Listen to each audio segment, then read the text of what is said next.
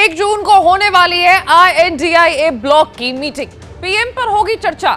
क्या है खड़गे और कांग्रेस की रणनीति। लोकसभा चुनाव के अंतिम चरण का मतदान बाकी है और कांग्रेस अध्यक्ष मल्लिकार्जुन खड़गे ने विपक्षी INDIA ब्लॉक के नेताओं की बैठक बुला ली है।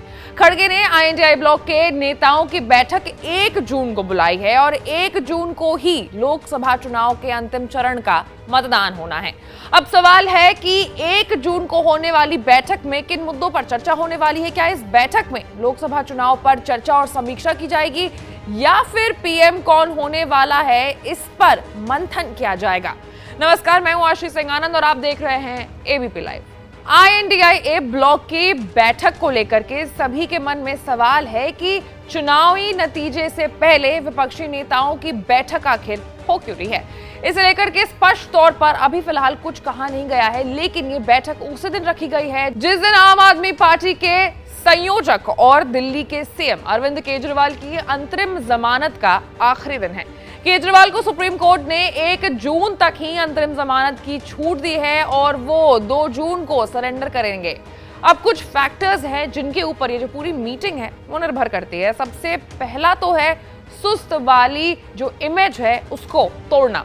दरअसल कांग्रेस की एक इमेज सेट हो गई है फैसला देर से लेने की, सुस्ती के साथ लेने की।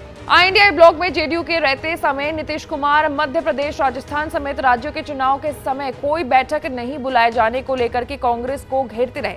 सीट शेयरिंग के मामले में सुस्त चाल पर सवाल उठाते रहे। लोकसभा चुनाव में नामांकन की अंतरिम तारीख करीब आने तक महाराष्ट्र से बिहार तक की सीट शेयरिंग को लेकर के INDIA ब्लॉक के घटक दलों में बैठक का दौर ही चलता रहा।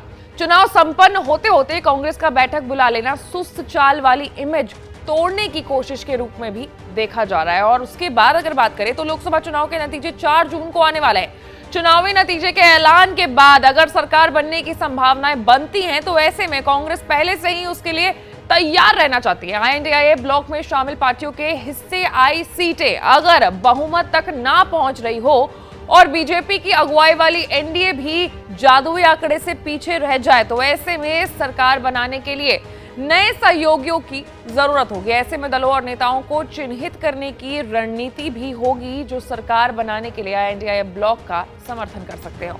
वहीं ऐसा भी हो सकता है कि कांग्रेस ये संदेश देना चाहती है कि कांग्रेस ही ड्राइविंग सीट पर बैठी है। दरअसल बिहार की राजधानी पटना में विपक्षी पार्टी के प्रमुख नेताओं की बैठक हुई थी। बिहार के मुख्यमंत्री नीतीश कुमार और तब उनकी सरकार में डिप्टी सीएम रहे तेजस्वी यादव ने विपक्षी पार्टियों को एक मंच पर लाने के लिए पटना से कोलकाता, लखनऊ से दिल्ली और चेन्नई से जम्मू कश्मीर तक एक कर दिया था। पहली मुलाकात में नीतीश कुमार गठबंधन की जो ड्राइविंग फोर्स थे वो नजर आए, लेकिन कर्नाटक की राजधानी बेंगलुरु में हुई दूसरी बैठक में तस्वीर पूरी तरीके से बदल गई।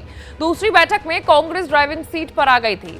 अब जब चुनाव संपन्न होने की ओर है, अंतिम चरण का प्रचार थमने से भी पहले बैठक के लिए घटक दलों के नेताओं को न्योता भेज खड़गे ने यह संदेश दे दिया है कि गठबंधन की ड्राइविंग सीट पर कांग्रेस ही सवार है। तो कुल मिलाकर के बहुत इंपॉर्टेंट होने वाली है 1 जून की ये मीटिंग और कहीं ना कहीं इससे ये संदेश दिया जा रहा है कि कांग्रेस जो है वो सबसे एक्टिव पार्टी INDIA ब्लॉक में है और शायद हो सकता है कि इसी कारण पीएम का चेहरा के लिए भी जो है, पीएम कैंडिडेट के लिए भी कांग्रेस सबसे पहले बैट करे।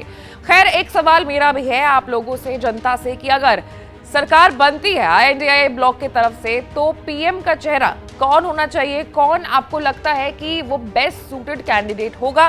कमेंट करके हमें जरूर बताएं और ऐसे तमाम बड़े खबरों के लिए देखते रहिए एबीपी लाइव। मैं थी आपके साथ आशीष सिंह आनंद।